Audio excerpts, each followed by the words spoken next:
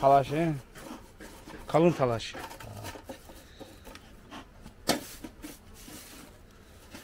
Kalın talaş. Merhaba. Ben Murat Yılmaz. Korkut Arıcılık. Artvin-Opa Eşmekaya köyündeyiz. Eşmekaya köyü, namı diğer Ardala, Hopa'da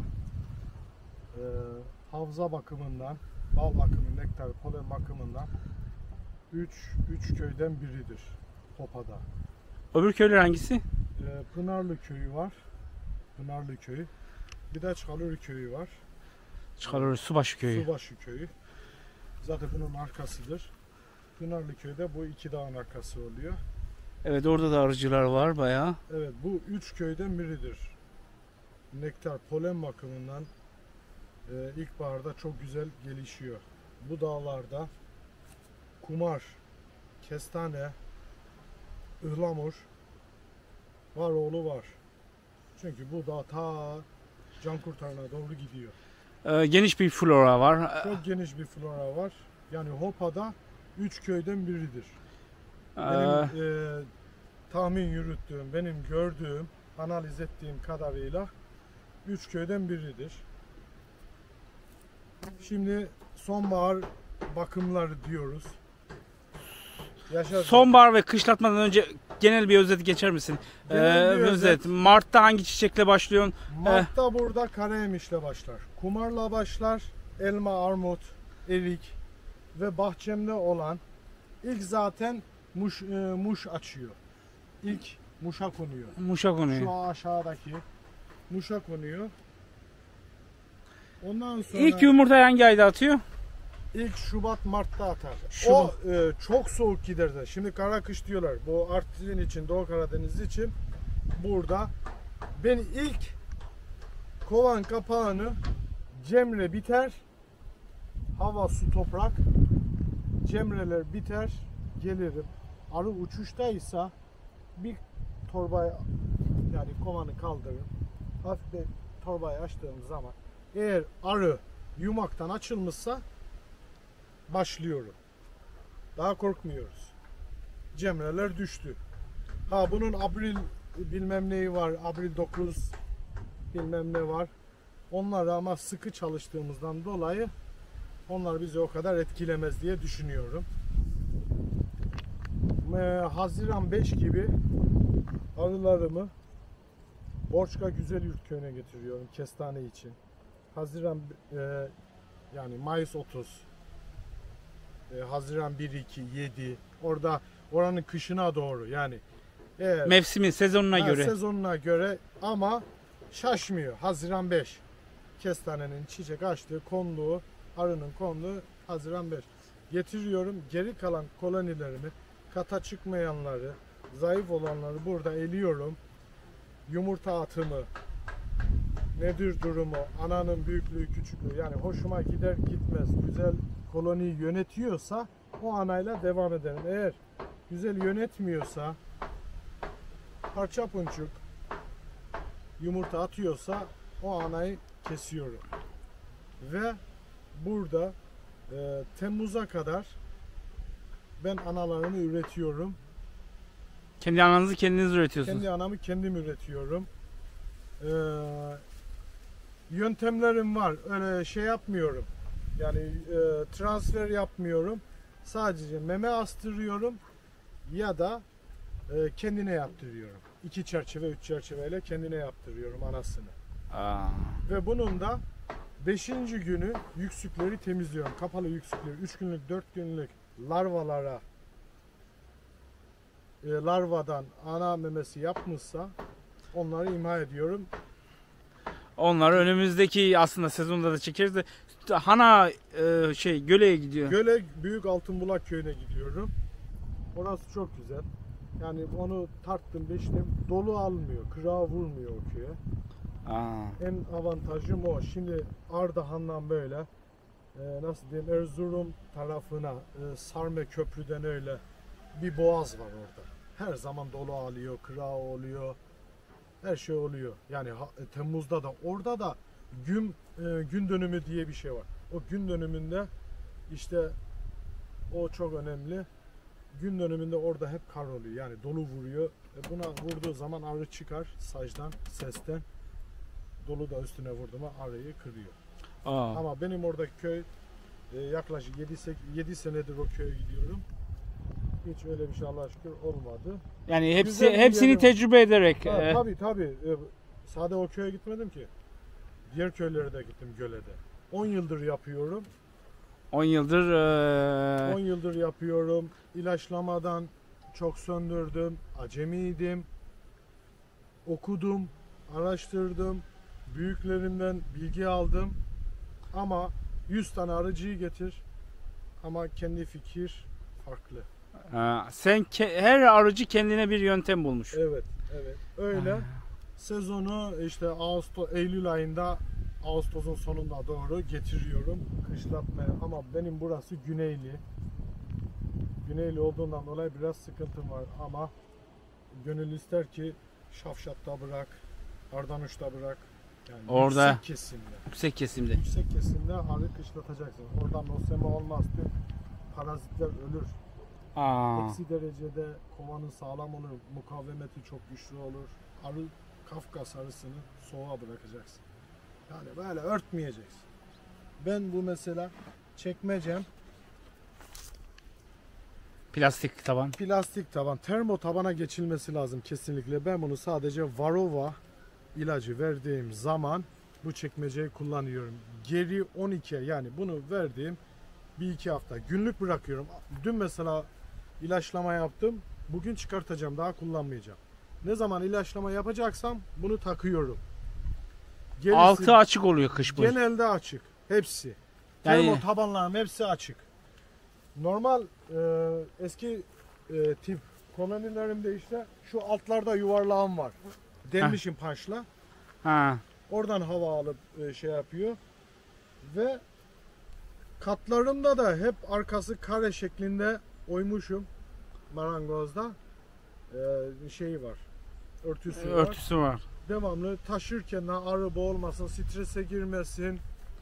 Onları çıkartıyorum. Tüm katlarımda da Sürekli bir havalandırma var. sürekli bir hava. Arı çok stres alan bir hayvandır.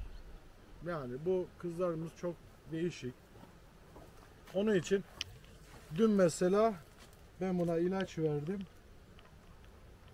ve 0 Varroa bununla ve bunu böyle koyuyorum. Daha şeydir. Bir de artık şimdi sıkıştırma yöntemiyle yaptığımız zaman bal kalıyor. Çerçeveleri çıkartıyorum. Onları sağdım. Şimdi arıya vereceğim bugün. Son şerbetlememizi yapıyoruz. Artık yavru atımı da daha düşmeye başladı. Arı bizden akıllı. Şimdi baktığım zaman Mevsimi bitiyor artık. Onun aklı çalışıyor. Artık benim mevsimi kışa girdiğini şey yapıyor. İşte bugün şerbetlememi yapacağım. Bakacağım hemen içtilerse tekrar bir hafta içinde bir kontrolde yapacağım. Eğer boş göz varsa. Arıyı kışın göz balının üstüne yatıracaksın. Çok sıkışık olacak. Göz balının üstünde arı yatacak. Sırlanmışın üstünde arı yatmaz. Göz balının üstünde yatacak. Oradan yiyecek, yatacak. Peki kışın tüketiyor mu balığı? Tabii. Bal tüketmeden olmaz ki. Bazı arıcılar diyor ki kışın diyor arı bal tüketmez diyor. Ya sen şimdi hiç yemek yemeden yatar mısın? İlla uykun kaçacak, yemek acıktın diyeceksin ha. Bu hayvan bunu da besleyecek. Ana arıyı kim besleyecek? İşçiler. Bir tüketecekler. Polen tüketecek bilmem ne. Bunu Fuzuli getirmiyor buraya. Bunu yiyecek. Şimdi baktığın zaman Mart'a çıktığın zaman benim arı açlıktan öldü. Kışın hani yemiyordu bal? Niye öldü açlıktan? Yanlış. Alttan göz balından başlıyor yemeği. Tabii göz balı. Gözün üstüne yatacak arı. Orada Peki sırlanmışı nasıl açıyor? Sırlanmışı yavaş yavaş o sıcakla yani arının zaten kovanın içi 36 derece mi ne oluyor? Yani gelen o araştırmalar. Onunla açıyor. Yani açamazsa da olmaz. Arı yer. Kışın kim demiş? Yemez. Fuzunu mu topluyor? Yani öyle. Kendi stokunu yapıyor. Kolumuz sönmesin. böyle bismillahirrahmanirrahim. Haydi maşallah diyelim. Bu- Şimdi sonbahar bakımını hasadı yaptıktan sonra ne işlemler yaptın Murat? Şimdi sonbahar ben yayladan geldim. İlk önce Varova. Varova. Orada da yaptım. Organik ilaçlama yapıyorum. Aslı hocamızın ilacıyla. Hangisi? Varroatem. Varovatem. Evet. Ve Artvin'de de ilk kullanan benim. İlk He. kullanan benim. Öyle tahmin ediyorum. Çünkü avcı arkadaşlarla konuştuğumuz zaman sen kullandın mı? Ben kullandım. Tecrübe ilk Ya sen nasıl güvendin o ilaca? Ben güvendim, Aslı Hoca'ya güvendim, kullandım. Ben bizzat görüştüm. Birebir. Kullandım. Ben onu kullanıyorum. Organik olduğundan ben onu yedim bile. Yani sıkarken yüzüme kimyasal bir şey değil yani. yedim. Yedim ya. Ondan sonra aradım, dedim yiyebildim, tat geldi ağzıma, dedi korkmadım. Yani tamamen organik. Onu kullanıyorum. Varova. Ondan sonra ben devamlı ramkalarımı çizerim. Balı, sırrı çiziyorum. Oradan devamlı takviye. Yani arıyı ben soldan başlıyorum. Solak olduğumdan dolayı arıyı soldan başlatıyorum. Hiç duman vurmadınız. Rulamit falan. Yok. Yok. Direkt şeyiniz o. Ama ş- vurabilirim. Şimdi son haftaya eğer bir sıcakta yakalarsam bundan sonra bozuyor ama şimdi ilaçlar denemek lazım. Bir ilaçta kalmayacaksın. O ilaca bağışıklık sistemi de kazandırabiliyor. Tamam mı? Deneyeceksin. Ha, duman eskiden beri duman var. İyidir diyor ama içinde amitraz var. Bilmem ne var. Ha evet. Yani kullanmamaya özen gösteriyorum ama kullanacağım. Niye? Bir de onunla görmek istiyorum. Belki gözden kaçmış olabilir. Yavrunun Şeyde içinde- Varova'nın en kritik zamanı yumurta bitimi, hasatın sonu değil mi? Ya 12 ay sen Varova mücadeleni yapacaksın arkadaş. Bu gelmiş mi bize yıllar önce? Bunu yapacaksın. 1970'lerde gelmiş. Şimdi Varova kondu mu? O 3 gün sonra ölecek, 4 gün sonra o arı ölecek. Aa. Abi o Varova kondu, o kanı oradan emdi bitti, o arı ölecek.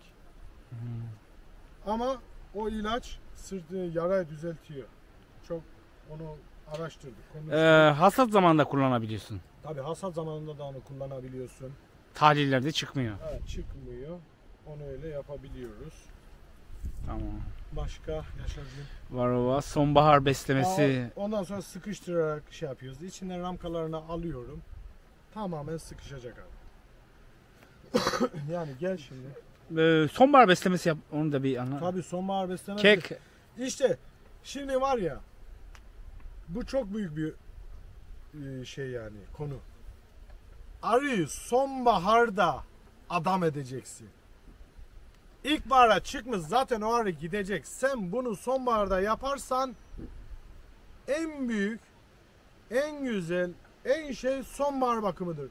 Şerbetini vereceksin, besleyeceksin, sıkıştıracaksın, mukavemetli olacak, bilmem ne, her şeyi yapacaksın. Bu sonbaharda yaptığımız senin zaten arı sağlıklı. Zaten ilkbahara çıkacak. Sen o bakımı, ilkbaharın bakımını sen sonbaharda yapacaksın. Yapıyorsun da. En kritik şey. En kritik sonbahar bakımı. Ya sen şimdi yazın bala hasata girdin.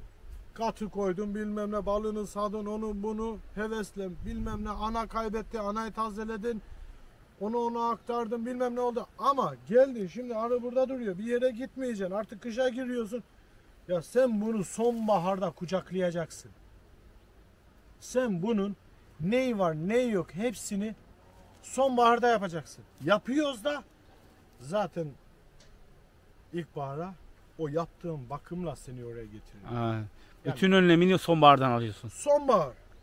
Sonbahar arının en kritik Varova'yı şimdi yapıyorsun. Yani balını sıkıştırmayı şimdi yapıyorsun. Her şey temizliğini bilmem ne her şeyini yapıyorsun. Arı yumurta atmıyor. Sakat mıdır? Nedir? Yazıyorsun, çiziyorsun. Hepsinde kağıdın var. Aa. Tabi defterin var. Oo.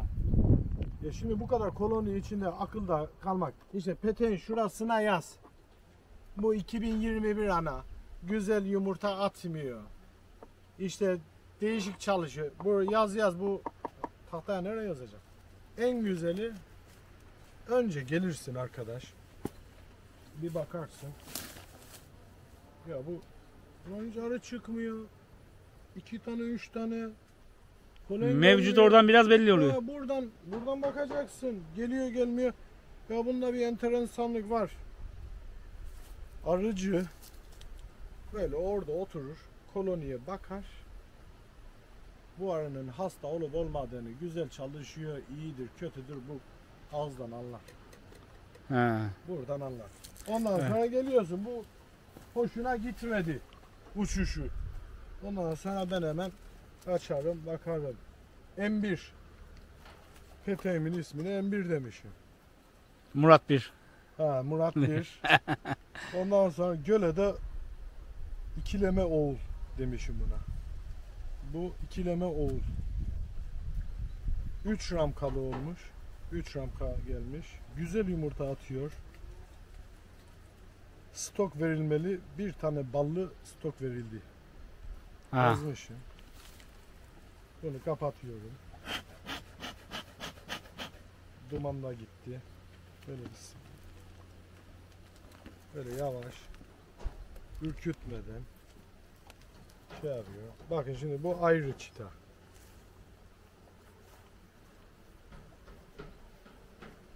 Bak ben buna dün sağdığım çerçeveyi siyah çerçeveyle çalışmıyorum. Bunlar hepsini imha edeceğim. Bunlar mum eritiyorum. Kazanım var. Eritiyorum. Bakın şimdi burada ne yapmış? Hepsini yalamış. Tamam mı? Şuralar dün işte polenler var. Bu artık gitti. Şimdi buradan da böyle sıkışık olmayan arılarda bakıyorum. Üstünde varova var mı nedir ne de kanatsız bilmem ne böyle de bakabiliyorsun. Şimdi bunları sirkelemeyeceğim. Şimdi arı azar. Bunu da çıkarıyorum. Evet. Şimdi bu 2 tane çerçevemi çıkaracağım. Yaşar. Gel şimdi böyle. Bak 3 çerçevedir. Gel böyle. Bunu da çıkar. Gel. Önüne geçtim onu. Şimdi bir bak buraya. Görüyor musun? Şimdi yumurta var. Bu kasnak dolu olacak. Ben bu ramkayı bunda Anladım. Çok. şimdi şurada balım var mı? Göz balı. Evet. Ben bunu alacağım bugün. Ben bu göz balını alacağım. Benim burada var mı? Yok. Ha yok. Arı bu kolonide petekte en son koyduğum çitanın bu yüzü komple arı olacak. Anlatabildim mi? Anladım. Bak şimdi ben bunları vermişim. Ben bunları bak ayrı tutmuşum, yapıştırmamışım. Buradan oraya çekiyorum. Bugün bunu alacağım. Bak 3 çerçeve oğul almışım, döllenmemişti. Döllendi gölede. Bak ikileme dedim. Hangi ay? Temmuz'un sonu Ağustos'a doğru. Of. İkileme aldım. Ha şeyim var, şerbetliyim. Sene 12 ay boyunca şerbetliyim üstündedir. Değişmez. Değişmez bir kuralımdır. Niye? Buna şimdi ilkbaharda dalak asacak. Ne asacak? Erkek gözleri koyacak. Buna erkek gözünü bastı mı sırladığı zaman, pupa olduğu zaman kesiyorum, atıyorum. Varova en çok nerede var? Hangi göze giriyor? Erkek gözü. Ben %50, %60 varovamı zaten ilkbaharda yapıyorum. Aa. Şimdi erkek arı da lazım. Erkeksiz olur mu? Olmaz. Dünyanın kanunu bu. Döngü nasıl? Yani erkek arı olmak zorunda. Her bir peteklikte sağlı sollu 2 tane kara kovanın olacak. Kara kovanın olacak. Bu Vay. benim için değişmez koloni. Bak var orada kara kovanı. Onlar da erkek olacak. Onun erkeği, onun yavrusu, içerisi daha büyük oluyor. Kendi yaptığından dolayı daha kaliteli oluyor. O Maçakıl'dan almışım anayı. O birleme verdi o arı. Onu tuttum. Geçen sene tuttum. Hiçbir yere getirmedim. Dalaklar taze olduğundan hiçbir yere getirmedim. Bir burada pişsin dedim. Dalaklar bir siyalasın biraz. Yani her peteklikte bir sağ bir sol karakovan olması lazım erkek için. Ama biz de ne yapıyoruz? Böyle erkekleri doğuruyoruz. Şimdi Şunu ondan sonra mesela yani benim arım 2 ramkada olsa, 1 ramkada olsa arka önlü komple arı mıdır, iç yarıyla dolu mudur? Tamamdır benim için. anladım. Benim için tamamdır. Kışa girmiştir bu. Kışa giriyor. Bu sağlıklı bir arı.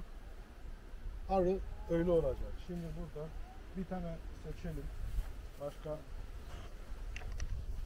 Bak şunda kireç hastalığı vardı. Bak bu 37. Kireç hastalığı vardı bunda. Kağıtta yazıyor aslında. Ha. Burada 30 sarı analı.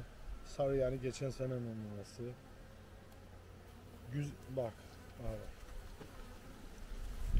Güzel yumurta atmıyor. 3 ramkalı. Bu sene bayağı bir kireç ve yavru Yok çürüttü. bir tane.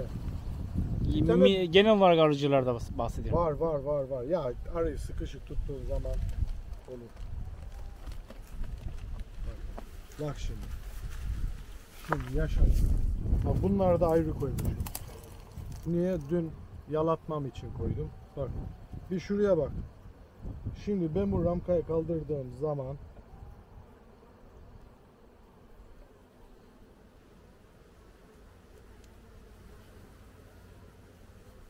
bak.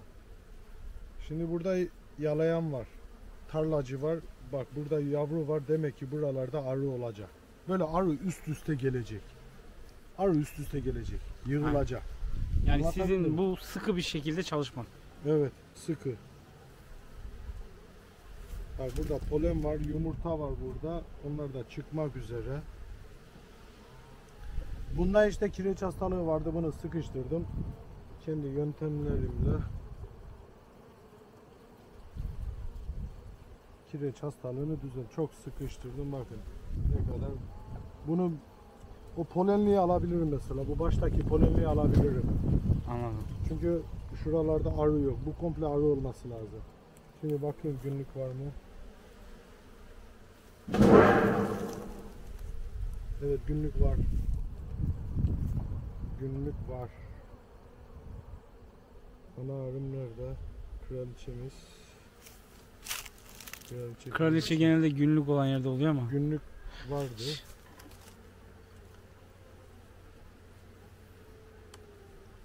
Ya genelde var ya 3-4. ramkaya bakacaksın.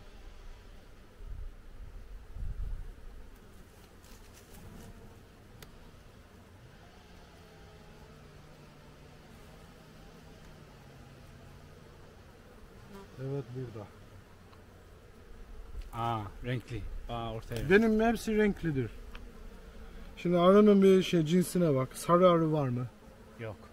Arında sarılık yok ama Bak düzgün atmamış yumurtayı. bu Bak görebiliyor musun? Bak şimdi. Şimdi ortadan böyle gider yavru atımı. Tamam mı? Şimdi bak bu çıkmamış, bu çıkmış. Oraya hatta 4. günü larva var. 4. günkü larva tam böyle yuvarlak C'de geçmiş solucan gibi oluyor. Anlatabildim mi? Bak şimdi demek ki bu buraya atmış, buraya atmamış. Demek ki tahminim doğru. Bu ana yaramıyor. Anlatabildim mi? Şimdi bu zaten bu zamanda anayı değiştirmeyeceksin tabii. Yok canım. O zaman da ana değişmez.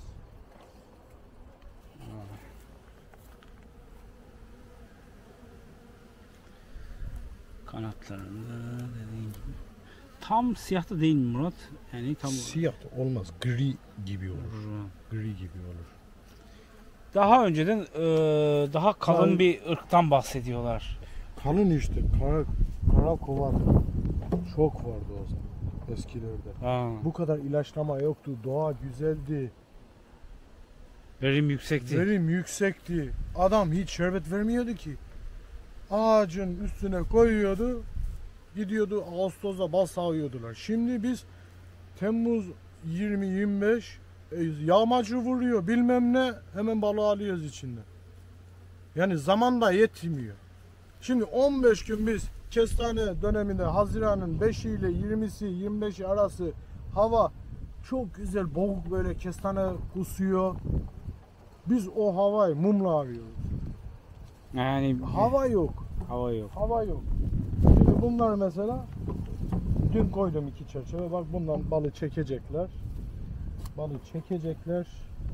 Ben de kapatmayı yapacağım yani. Bu kireç hastalığı da düzeldi. Sıkıştırma yöntemiyle düzelttim. İşin özü.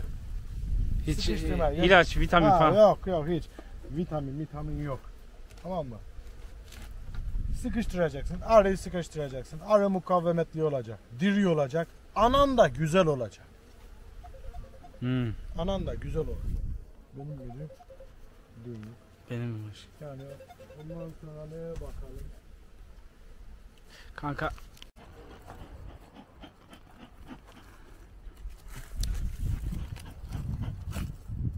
Şimdi Yaşar'cığım, bir tane oğul almıştım ikileme. Onu gösterdim 3 çerçevelik. Bir tane kireç hastalığım vardı tek. Bütün kolonilerimde bir tane vardı. O da benim hatamdan olmuştu. Yanlış bir bakabildim. Yavruyu ayırdım. Yeni lis koymuştum. Ondan dolayı üşüttüm son çerçeve olarak. Ama şimdi diğerlerim hepsi sağlam. Bir tane daha dün petek göstereceğim. Karakovanı da göstereceğim. Dün rüzgardan uçtu peteğim. Dün geldim o ki yerdeydi. Onu göstereceğim. Şimdi sağlamlarına geçiyoruz. Kamera sistemi var mı onlar takip edebilecek? Tabii kamera sistemim var ama internetim çekmediğinden dolayı sadece Borçka'da kullanıyorum. Borçka'da bu sene 3 tane peteğimi ayı yedi. Kamera bana mail atıyor. Ben de araba sürüyordum, geceydi. Son anda kamerayı bir indirdim ki bana bakıyor. Ay, kaçtı oradan ama 3 tane peteğimi yedi. Ha, ses gidiyor da oradan. Tabii bana O kamerayı da bir çekelim kanka. kamera evdedir ya. Aa, Vallahi çok süper bir kamera. Ha, tamam. Direkt ses veren o GSM kartla aşağı. Evet. Kırmızı damgalı bal verildi 4 çerçeveli arı demiş. Kırmızı. Bu senenin anası. Evet bu senenin anası. Taze ana. Evet. Allah. Haydi maşallah. Bakın. 4 çerçeveli demiş. Anlatabildim mi? Şimdi bakın. Ben bu straforlarla sıkıştırıyorum. Bak. Sen onları Ama ayrı koymuşum bunu da. yalatmak için. Yalatmak için. Bunları bugün alacağım. Şimdi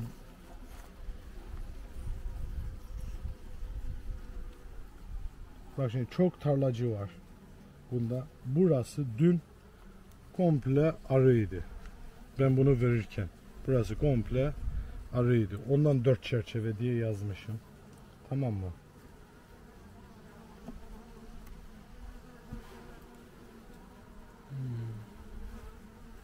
Anayı gördüm.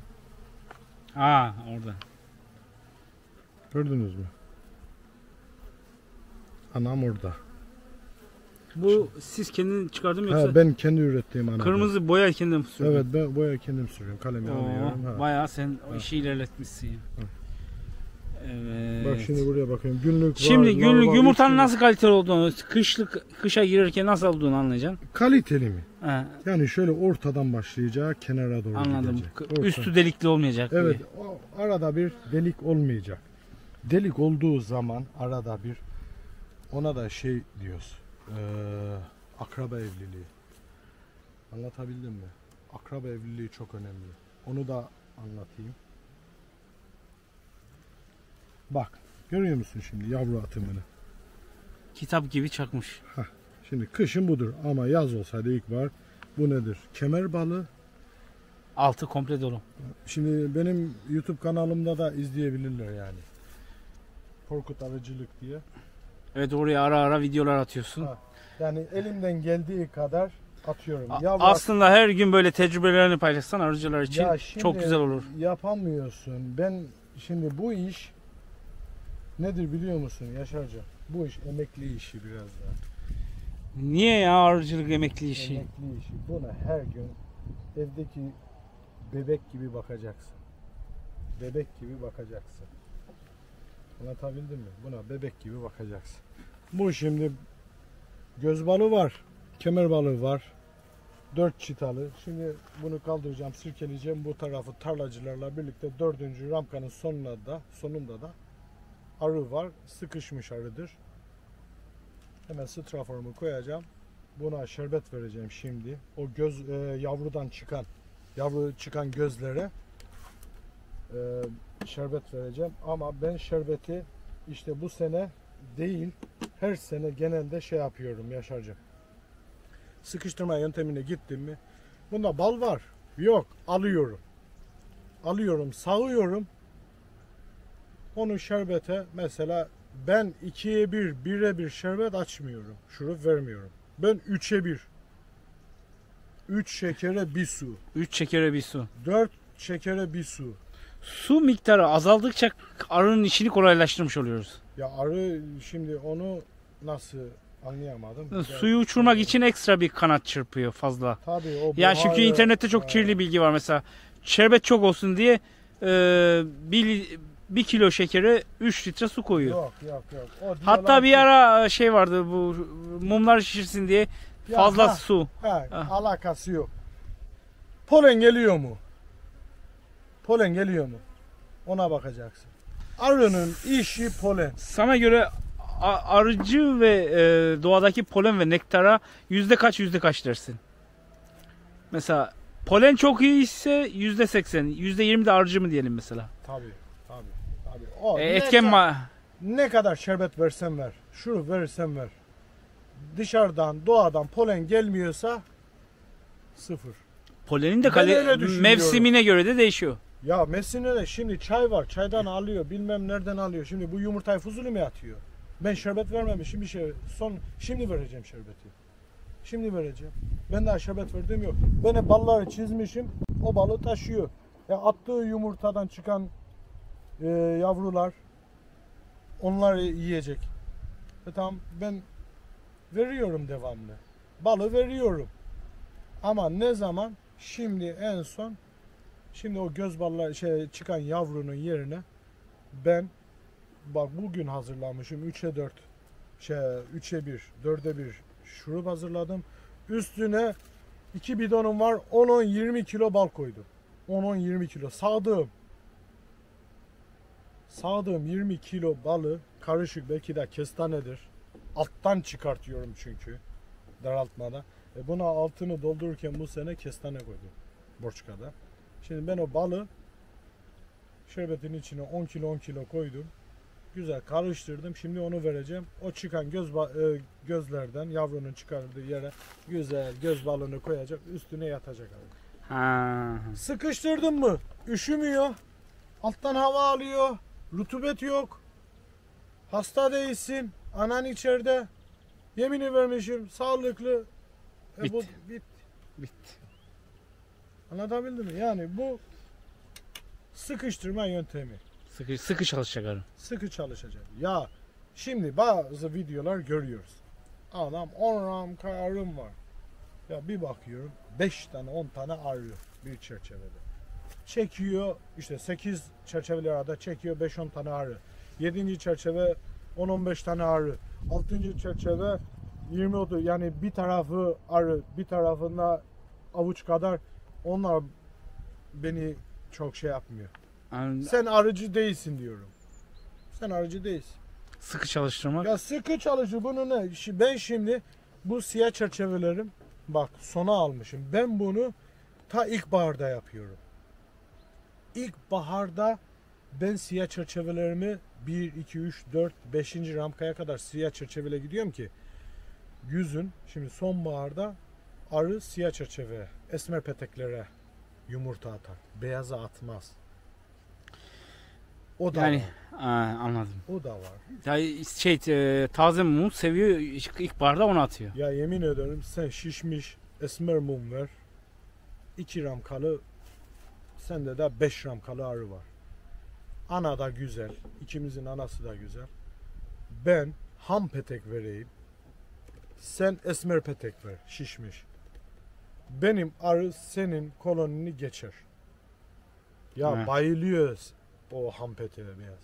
Anladım. Şimdi ben bunları hepsini eriteceğim. Eritiyorum. Şu anda 30-40 kiloya yakın mumum var. eritmişim. Ve şimdi de yaklaşık bir 100-150 çerçevem de var. Bu sene yemin ettim yani esmer petek bundan sonra saklamayacağım. Esmer petek saklamayacağım. Tabii spor, hastalık geçme. Ya şimdi yumurta attı mı bir? Çıktı. 2 yumurta attı. Bunun gömleği var.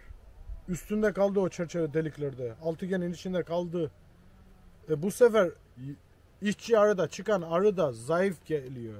Küçük geliyor. Aa. Küçük geliyor. Yani şunu diyorsun. İlkbaharda arı kendi mumunu taptaze erip yumurtasını atıp balını yapmalı. İlkbaharda başlamalı bu yani. İlkbaharda. Şimdi sonbaharda Mum saklama işi. Mum saklan buzdolaplarda saklıyorum. Bir de Başoba köyünde dayımın evi var. Karataş'tandır. Böyle kuzeylidir. Yani atıyorum çayı bir hafta bırakıyorlar. Bildiğimiz topladığımız çay bir hafta bırakıyorlar. Gidiyorum ki ölmemiş. Çay ölmemiş. O kadar soğuk. Oraya bırakıyordum. 5 tane buzdolabım var. Köyde evim var. Orada bırakıyorum. Heh. Yalatmıyorum ben bir de.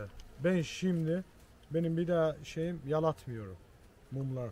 Bu esmerleri yalatıyorum ki ben bunları imha edeceğim. Beyaz çerçevelerimi mesela gölede çiçek balığını sağdığımda onları hiç yalatmadım. Ballı çerçeve. Buzdolaba koymuşum. Buzdolapta kendileri sağlam. Ne kurt vuruyor ne bir şey. Onları buzdolaba koyuyorum. Kendi yemiş oluyor. Taze mumlarım oluyor. Şimdi orada da gösteririm. 0. Yarı kabarmış, tam kabarmış beyaz çerçevelerim var. Onları da burada kovanlarımın içine koyuyorum. Zaten soğuk geldi. Daha kurt konmaz. Yani daha güvelenme. Ama tamamıyla önceden esmer petekleri de sakladığım zaman Başoba'ya getiriyordum. O Karataş evin altına koyuyordum. Nasıl koyduğumsa öyle alıyordum. Bir tane damlamamış oluyordu bal. O yalatmadığım çerçeveler bir tane çünkü Kapalı soğuk. bir yerde tutuyor. Ve mum bilmem ne hiçbir şey olmuyordu. O da var. Soğuk yerde. Soğuk. Anladım. Onu da öyle yapıyorum. Öyle işte. Şimdi ona oraya Çitlerim bakalım. var. Çitlerimi de göster. Ayıya karşı bizim 4 ayaklı şeylerimiz var. Ayımız. Ayımız. Ona da şey yapıyoruz. Şimdi şu şeye gidelim. Bir anasına bakalım. Dün yuvarlanmıştı. Körüğüm yanmadı bugün. Devamlı Konuşunca şey oldu ha. Ya Kafkas arasında aslında körük kullanmak şey değil ya. Gel böyle. Bunların üzerine kar yağmayacak mı kışın? Yağacak. Yağsın. Kar da bizim için. Güç de bizim için. Güneş de bizim için. Ya bu saclarımız yani 15 sene gideceğine bu kovanlar 15 sene gideceğine 25 sene gider. Ha. Tamam ben ondan koyuyorum.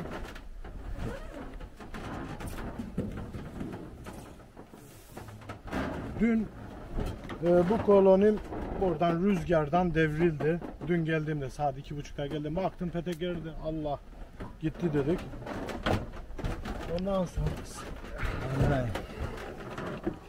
çakımı da buldum. Allah razı olsun Yaşar. Geldim video çekmeye 2 aydır bu çakıyı bulamıyordum. Sivas'tan almışım. Obaspor maçına gittiğimde Sivas'tan aldım. Şampiyonluk maçı vardı ya. Şeyin falan bak hep kağıdım falan hep uçtu. Ya dün Wow. bak tam oturtamamışım. Bu sacda da şey oluyor. Biraz arı hırçın. Herhalde anası yok gibi düşünüyorum. Irkçın olduğu için. Vallahi anayı herhalde buradan düşünce ana gitti herhalde. Kızım gitti. Bu da kırmızıydı. Bu senenin anasıydı.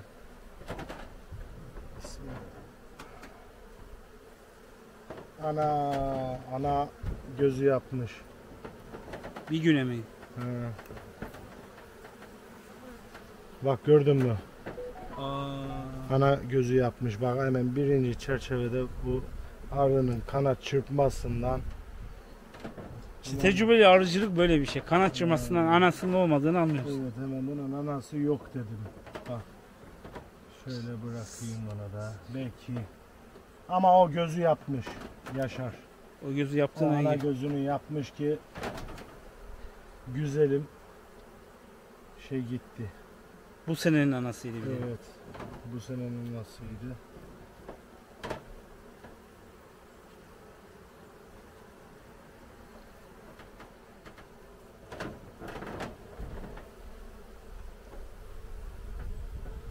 Başka göze bakıyorum. Başka ana memesi yapmış mı? Yüksük yapmış mı? Ona bakıyorum Yaşar.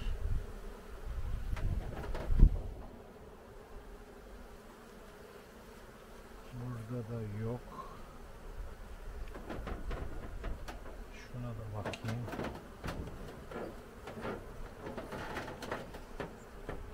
Ya öyle güzel.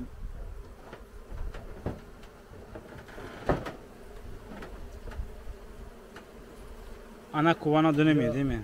Ana buradan o yere çakıldı ya. O illaki gitti ya. Şimdi Yaşar bundan sonra ben buna ana yaptıramam. Yaşar. Ben buna ana yaptıramam. O yüksük kırmızı gördüm bir şey. Yok. Ben buna bu saatten sonra ana yaptıramam. Yaşar. Ben bunu bir tane zayıf petekle birleştireceğim. Ha, birleştirme yapacak. Birleştireceğim. Mecbur birleştireceğim. Yaşar. Bu saatten sonra çıkan ana beni Mart'a bile getirmez. Belki döllenemedi. Belki haftaya havalar şey nasıl desem havalar soğuyor. Bundan sonra olmaz yani. Ama ana da bulabilirsin. Yok o yüksüğü gördüm ya. O Yok yok, ana koyabilirsin. Ya ana bu saatte kimse vermez. Bak görüyor musun yüksükleri yapmış. Bak 3 tane burada. Oo, o gitmiş. Evet bunu anası gitmiş. 4 ramkalı bir arıydı bu. Bu gitmiş. Bunu bu akşamüstü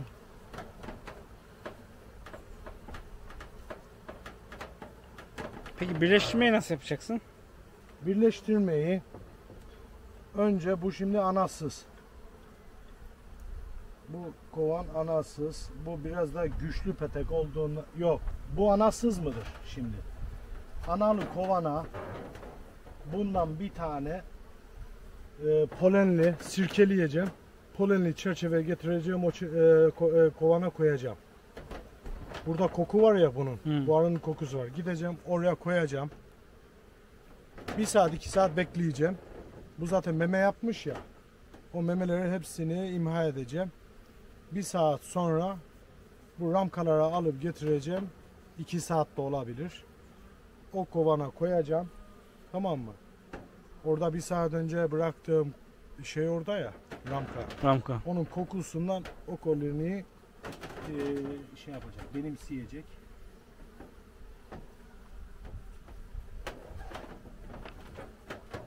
Ölmüş müdür yani? Ya ölmüş o 3 tane daha şimdi gördüm ya. 3 tane daha gördüm ya. Hemen şişirdi. Evet, hemen bak bir güne şişirdi. Ben bunu birleştireceğim. Bu kovanı oraya alacağım. Mecbur bir tanesiyle birleştireceğim. Şimdi saygıdeğer arıcılar, dostlarım. Şimdi hastalık diyoruz. Nosema, parazitler bir sürü hastalık var. Sudan geliyor. Çoğu hastalıkta sudan geliyor. Ben şimdi bu mavi nedir? Mavi. Arı maviyi en güzel gören hayvandır. Arı maviyi görüyor. Benim arım buradan su içiyor. Kaynağım oradan çıkıyor. Temiz su. Yaprak maprak var ama o kadar önemli değil. Doğaldır. Burada bir pislik yok. Oradan su çıkıyor. Geliyor arı benim buradan suyu içiyor. Bu çok önemli. Tüm arıcılara tavsiyem. Erzurum'a gider, Manisa'ya gider, Muğla'ya gider, her türlü yaylalara çıkarlar, çam balına giderler, çiçek balığına, kestaneye giderler. Her yer Türkiye'nin dört bir tarafı. Şu mavi branda koyun yaylalarda, içine talas serpin, su koyun. Maviye arı geliyor. Su maviden içiliyor. Bu çok önemli. Aslı hocamıza buradan çok teşekkür ediyorum. Aslı hocam bunu bana söyledi. Bu boruyu koydum. Önceden benim arım şu evlerin oraya gidiyordu su içmeye. 2 senedir bunu yapmışım. Benim arım buradan başka hiçbir yere gitmiyor. Suyu buradan alıyor oraya bırakıyor. Şuradan Buradan alıyor oraya gidiyor. şöyle üste çıkıyor. Bırakıyor. Tüm arıcılara tavsiyem. Mavi suluk yapın. Çok emek var, çok alın teri var. Maşallah diyelim bir ya. Maşallah Bayağı diyelim güzel ya. yapmış. Beklediğimin çok üstünde. Bak, arı oradan taştan suyunu alıyor. Temiz su. Burada bu çaya da gübre falan vurmuyorum. Bu su çıktığından dolayı buraya toplamıyorum. Ha. Poleni de alıyor. Çay var altında. Yaşar gel. Vaa maşallah ya. Bak. Bu sarı analı. Birlemeden aldım bu kovanı. İkileme olsaydı daha güzel olacaktı. İkileme süper oluyor. Yaşar. Nasıl yani? Bir oğul veriyor, ilk oğul veriyor, o birlemedir. İçindeki anayla gidiyor. İkileme bir hafta sonra tam o gün veriyor. Tamam mı? Taptaze, en kaliteli ana ikileme oğuldadır. Bu kovan şeye gidiyor. Oğula gidiyor yani. Orada gitti, yakaladım. Bu kara kovanı aldım. Bu senenindir bu. Bu senenin bu senenin. Seneye bu coşar. İnşallah. Güzel güzel şişmiş. Şimdi buna şimdi biraz da kara kovanı anlatsana Murat. Şimdi kara kovan. Şimdi Yaşar'cığım bunun anasını değiştirmek istiyorsun. Bir tane kafese ana alırsın. Birkaç yöntemi var. Anladım. Kafeste bir ana aldın geldin. Anayı buraya koydun. Evet. Kafesli. O ana gelecek yanına. Sen de burada bekleyeceksin. Ya da kapatacaksın. Sessiz. 1-2 saat sonra o ana gelecek onu kesmeye. Sen benim kovanımda hayırdır ne işin var? Senin evde de bir tane anne var. Benim evimde de bir tane anne var. Bunu evde de bir tane anne var. İkinci anne sen kimsin? Nereden geldin? Bu yabancı eve sen nereden geliyorsun? Hayırdır hemşerim? Sen gel buraya diyecek. O ananın yanına gelecek. İçerideki ana. Yakaladın orada kestin. İlk bahardır güzel. Nisan Mayıs ayı. Tam yumurta atmış. Bilmem ne. Orada anayı bulup tak kesersin. Bir gün sonra o anayı verirsin. Ya da hiç verme kendine yaptır. O da var. O da var. İkincisi şu bir getir şeye. Şurası var ya şöyle 5 parmak. 5 parmak şuradan bıçağı dayarsın ta kafaya kadar 1, 2, 3, 4 taneyi kesersin. 3 taneyi kesersin. Artık eski diye anam diyorsun ya 3-4 taneyi kesersin. Oraya yeni dala bastı mı? Yeni dala günlüğü bastı. Hemen o anayı keser. Oraya memeyi yapar. Ya oğula gidecek. Oğul cinsi yoksa, eğilimi yoksa, kovan iyiyse, sağlıklıysa niye oğula gitsin? Cins, ırk, oğul cinsi değilse gitmez. Ama cinsi öyleyse gider. Bunların içinde ırkı oğula yatkın olan, bala yatkın olan cinsler de var. Şimdi benim kovanımda ben 10 senede Yaşar 10 senede inanır mısın şimdi diyecekler ki sen nasıl senin oğul vermiyor. 10 senede 2 tane oğul aldım. Bir geçen sene aldım bir de ikinci senemde birini almıştım. İnan. Şimdi arıya 7. günü bakacaksın. 7 günü geçirmeyeceksin ilkbahar döneminde. 7. günü. Sen şimdi bıraktın ya. Doğa var, her şey var, güzel gidiyor, arı işliyor, ne bakar. Tamam oğul hastalık var. Oğul eğilimi var. Bir hastalık var. Kovanı beğenmiyor. Kovan pis, bilmem ne, bu arı ne yapacak? Oğul verecek. Gidecek, terk edecek ya da. Oğul vermeden kovanı terk edecek. O da var. Tabii komple boşanıyor, gidiyor. Sevmiyor, yerini sevmiyor. Rüzgarlı mıdır nedir? Gidiyor. Şimdi ne olacak? Sen lafımı unuttum. Ne diyordum? Oğul verecek ya da onu terk edecek. Yani oğul verecek, terk edecek. Sen şimdi bakacaksın buna da 7. günü geçirmeyeceksin. 7. ne diyorum işte 5. günü kapalı yüksük yapıyor. 5 günlük larvalardan kapalı yüksük yapıyor hemen. 10 güne çıkıyor. Oh. Şimdi 16 güne çıkacağına 10 günde ana arı çıkıyor. 5 günlük yüksük hemen kapattı mı bir hafta sonra uçtu gitti. Sen onu göreceksin. Kontrol etmek lazım. Kontrol 7 günde bir kontrolünü yapacaksın. Şimdi buna bakalım. Şu çekmeceye.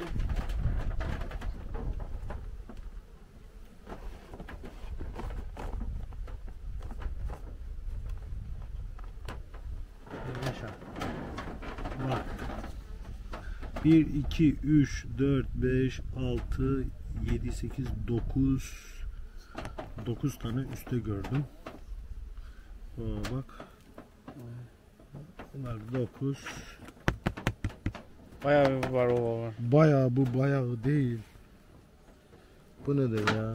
Ya şurada toplasan 15 tane bir varova, 15-20 tane bir ne varova var. Hepsi ölmüş. Yani bu zamanda bu 1-2 hafta içinde oldu ha. Bu varova işi.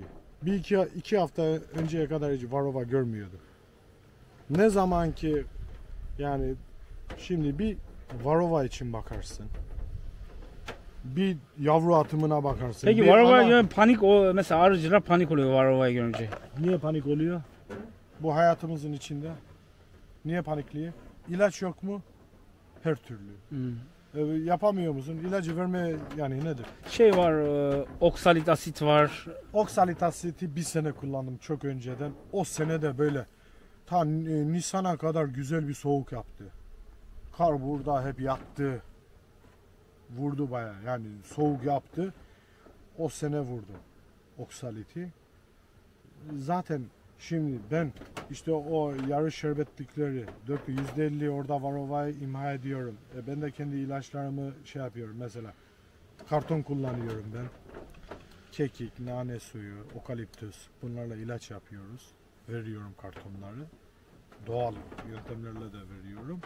Şimdi sen onu verdiğin zaman ben niye korkacağım ki varova? Varova benden korksun. Yani mücadeleni yaptıktan. Geldi varova bu Korkut bakıyor arıya ben burada ne işim var? Arım sıkışık, mukavemetli, ana arı.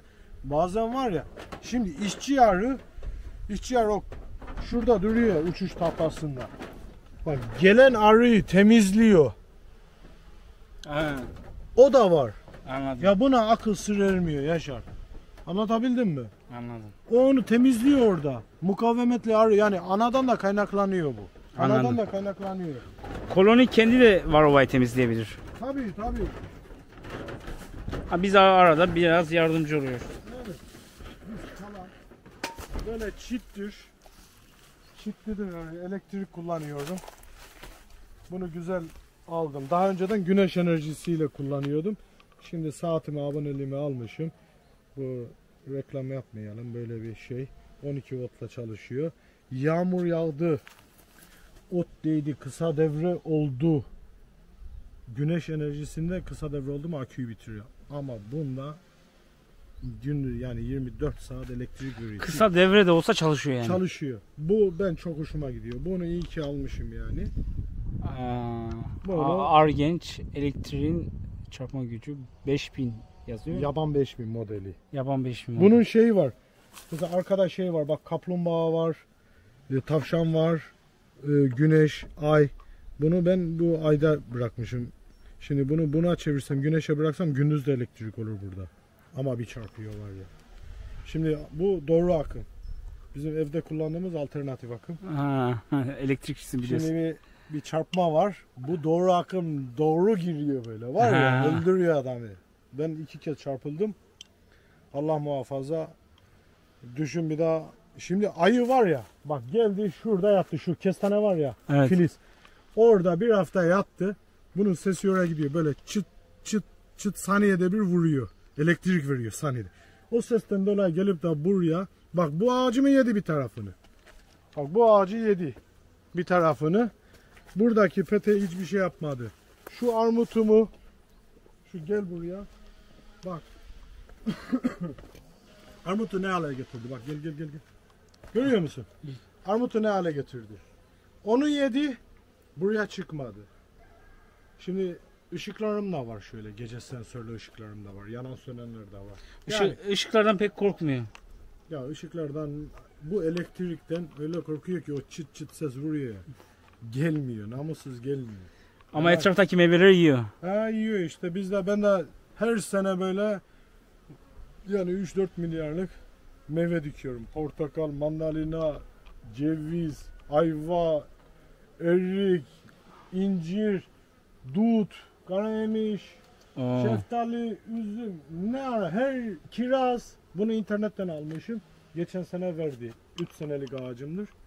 Yani meyveye de düşkünlüğüm var. Şimdi o kadar etrafıma meyve dikiyorum. Ama bir yandan da ayıdan da korkuyorum. Ama Meyvede ayıyı davet ediyorsun. yani ama şimdi buradan bu kabloyu çekmişim ya, yukarı koydum. Şimdi daha önceden o ağacın dibine bağladım armutun. Bayağı bir geniş alanı korumaya almışsın. Korumaya alıyorum, gelmiyor. Artık uzaktan izliyor beni. Bu Korkut en son ama beni bitirecek mi artık, ne yapacak? İşte böyle Elektrikten anlayan bir ayı olsa. Şeydir. Bunların içi bak, gel göstereyim mesela. Ama dur. En önemlisi bak. Şimdi Karadeniz'de hemen bir tane gördüm. Bu ne? O ne? Bu otis diyorlar ya. Ha. Benim bu otisle başım belada yaşar. Böyle görüyorum. Hemen ne yapıyorum? Ha. İçine alıyorum, saklıyorum. Bak burada çok sıcak oluyor. Otis çok. Başka bir şey yapamadım. Şöyle kutulara hapsediyorum. Otisleri böyle saklıyorum. Kovana alıyorum. Dolabım böyle. Dolabımda neler var? İlaçlarım var işte. Varoatem. 3 tane defterim. Rulamitim var. Arı hemen dışarı atabiliyor. Bu da bir yöntem. Arı rahat çalışıyor. Yani bunlar R demişim. Murat'ın R'si. Murat'ın isimden gidiyor. M1 demiştim. R var. T var. Kendi bir sistematiğini kurmuşsun. Ondan sonra tüm kapaklarım, şeylerim hepsi birdir. Şimdi İşte senin ben sana tam gösterecektim, bak şimdi. Esmer petek yok. Bak. Bak burada ne yapmışım? Burada. Bak burada hep ham peteklerim var. Bir saniye.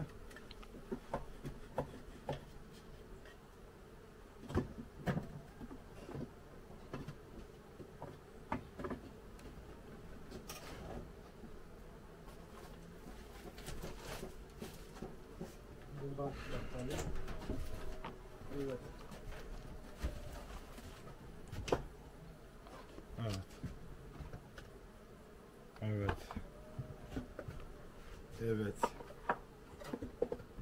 Evet. Böyle çalışıyorum. Bu sene bak üstünde yemeyen ballar var. Böyle bırakıyorum. Şimdi bak hemen buraya gelir arı. Beyaz çerçevede çalışıyorum. Bunlar kışın burada kalacak. Kışın burada kalacak. Bak şimdi hava da alıyor bunlar Yaşar'cığım. Hani kare diyordum ya ben sana. Burada en çok rutubetle mücadele ediyorsun. Evet, rutubet. Şimdi bak, çoğu kovanım Yaşar. Arkası delik dedim ya ben sana, kare. Gel buradan bak, buradan bak. Buradan. Kaplarım göleye giderken bunları açıyorum. Bak buradan hep havalandırmalarım var benim. Şeylerde. Bak yani mesela ben bunu değiştirmişim. Şimdi üstlüğümle altlığım aynı. Bu üstlük ama taban kullanmışım. Orada peteğim olmamıştır. Artırmaya gitmişimdir, bölmeye. Hemen tabanı çakmışımdır. Al sana petek. Tabii şarj ile 2 dakika. Şarj ile 2 dakikaya bak. Bu üstlüktür mesela. Bu başkasından almışım. Şey diyeceğim Murat, bayağı bir sistematik, bayağı bir maliyet isteyen bir iş. Çok maliyet, heves. Allah razı olsun Hüseyin Uzun'dan. Allah bin kere razı olsun. Beni bu işe bulaştırdı. Heves ettim. Artık kendi şeyimi kendim yaptım. Vazgeçmezsin. Şeylerim, tüm makinelerini de aldım. Otomatik sağım makinem var. Sıralama teknem. dinlendirme kazanım. Vay. Hepsini de almışım. Hani saklama kaplarım olsun. Bu balina.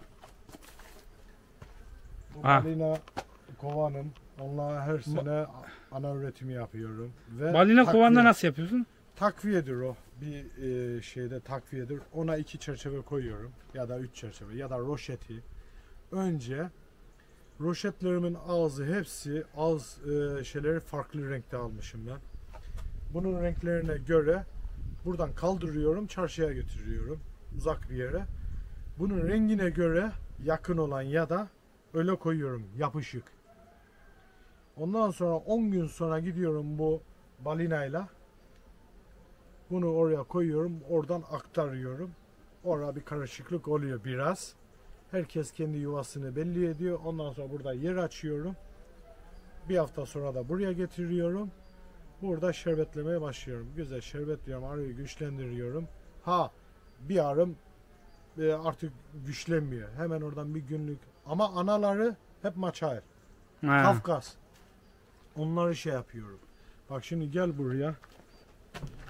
Bak şimdi burada böyle geliyorsun. Maçayla ana yazmışım bak küçük. Bunun kağıdı da var. Maçayla ana yazar. Mesela bundan seneye o şeye aktaracağım. Oradan ana üreteceğim. Maçakıl anadan. Ha. F1. Maçakıl anadan F1 üreteceksin. F1 üreteceğim. O balinaya tabut kovanda diyorlar. Ha, tabut kovada onun Evet. belli kastediyor. Ha. Ona koyacağım. Orada anamı üreteceğim.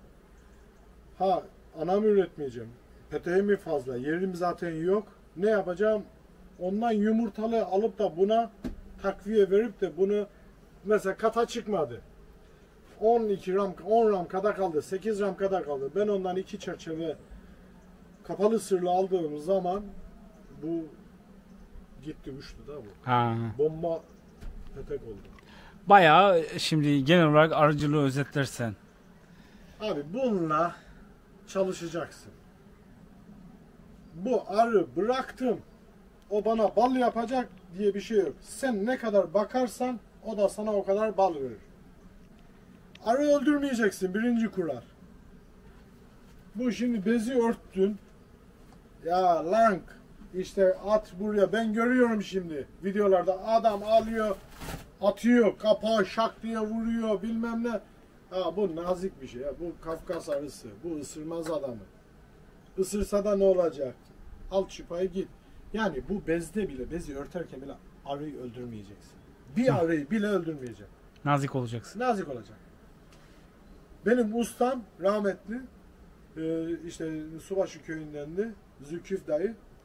2 petek aldım ben onunla. 2 petekle başladım bu işe. Oğlum dedi, veriyorum ama dedi, evlat dedi, arı öldürme dedi. Ya şu kapağı, şimdi çoğu yere gittiğin zaman, bu torbayı açtığın zaman hep kenarlar arı oluyor değil mi? Ölü. Yanlış. Arı öldürmeyeceksin. Arı öldürmeyeceksin. Birinci kuralımız bu. İkinci kuralın bakacaksın. Bunu besleyeceksin. Buna gözün gibi nasıl bir çocuğu, yavru çocuğu yani ana doğurdu çocuğu bakıyorsa bebeğe buna da bakacaksın. Anlayacaksın, soracaksın. Araştırıcı. Kafana araştıracaksın. Artık internet çağı, dünya hangi çağdayız? Her şeyi Yani- mail at. Ben çok mail attım. Şey soracağım. Arıcılık bir geçim kaynağı olabilir mi? Olabilir. Çok büyük bir geçim kaynağı olabilir. Çok büyük. 1 ton kestane balı 100 ton çaya bedel. Kaç ay uğraştın? Çay için mi? Evet. 4 ay. 4 ay. Yorulmak, Yorulmak, Yağmur, çamur. çamur, stres. stres, aldı almadı kontenjan, Onlar da var. bal. Ben şimdi seninle burada elektriğim de var, kettle'ım da var, şeyim de var. Ben 1 saat geldim. Ben emekli adamım. Ben 1 saat geldim burada 10 tane kovana baktım. 2 saat içinde, 3 saat içinde. Çayımı demledim içtim. Yorgunluğumu aldım. Geldim 10 tane peteğe de baktım. Kaç tane peteğe sürecek? Keyif yapa yapa arıya baktım. Dediğim meblağı aldım. Bir de yağmur, çamur, uğraş, kez aldı mı, almadı mı? Bu çok güzel bir iş. Çok güzel bir meslek. Yani Bak hiç vurdu mu arı? elimde geziyor. Eline geçsin. O senin kokunu Bak şimdi benim kokumu almış. İşte adam gidiyor 15 gün sonra bakıyor ya arı bana vuruyor. Ya senin kokunu bu benimseyecek. Senin kokunu bu benimseyecek. O da var. Bence. Peki çok riskli bir iş mi arıcılık? Evet. Riski dünyada Tamamen eşi hepsi. benzeri görmeyen bir risk var. İşte risk nedir biliyor musun? Bakmadığın zaman risk. Anlamadığın zaman risk. Acemilik yaptığın zaman risk. Şimdi Rulameti adam diyor ki işte 7 puf verin diyor. 8 niye demiyor? Gözünden kaçtı. 9 vurdu. Ne oldu? O ana arı terk eder. Fazla ilaç verdi. Aa, Sana işte oksaliti sisiyle veriyor. Oksalit ötekisi neydi? Oksalit Formik asit. Formik asit. O da sisiyle veriyor. Fazla verme diyor. Her şeyin fazlası zarar. Bileceksin. Yani bu çok güzel bir iş. Meşakkatli bir iş. Çok yorucu. İşte balın kilosu. Ben bu sene kestane balını Borçka kestane ben 1,5'tan sattım. İşte bana diyor ki işte o kadar olur mu? Çok pahalı. Ya bunun uğraşması. Ben Göle'ye gidiyorum. Kestane Borçka'ya kaç sefer gidiyorum. Bunun mazotudur, şeydir. Hayat pahalı. Yani. Ama şimdi bir de kaliteli. Ben şimdi bu bir kadar çiçek balığıyla kestane balığı arasında fark var. çok fark var. Ben bir ton bal sağlayıp hiç satmayayım. Sene 12 ay boyunca aldığım, kazandığım meblağı da oraya yatırayım, arıya yatırayım. Bir ton bal sattım da hiç sağmadım. Yemin ederim çatır çutur evde yerim o balı. Hiç daha kanıma dokunmaz. Ben zar ettim demem. Benim kendi balım mıdır? Ben biliyor muyum? Bu nereden almış, nektarı ne yapmış? Sağlıklı, organik. Ben kendim yerim. Ben şimdi o kara kovanı kimseye vermeyeceğim. Ben kendim özel yiyeceğim. Ha, onu satmıyorsun. Satmayacağım, onu çatır çutur yiyeceğim. Ha, iyi iş Murat. Yani Toparlarsak toparlarsak arıcılık. gençlere arıcılığı öneririm. Ya ben diyorum ki işte. Ya benden bal alma. 3 tane kovan al. Evinin balı çıksın. Yemin ederim. Tabii bir kovanla balı çıkar. Ya 2 tane al. Evinin balı çıksın. Ben aynısını yaptım. Bu sene evimin balı çıktı. Seneye Şimdi bir- ben de 2 kovanla başladım. Hep evimin balıydı. Abimin balı oldu. Apartmanın balı oldu. Komşunun, akrabanın balı oldu. Şimdi Türkiye'nin balı. evet. Korkut arıcılık. Evet. Tamam. Yani çoğu balımı da internetten satıyorum. Bilginiz olsun. Tamam. Korkut arıcılık yazdığı zaman sana ulaşıp Evet. senden kestane balı tahmin edebilirler. Evet. Teşekkür ettim. Çok sağ ol. Kolay gelsin. Sağ olun.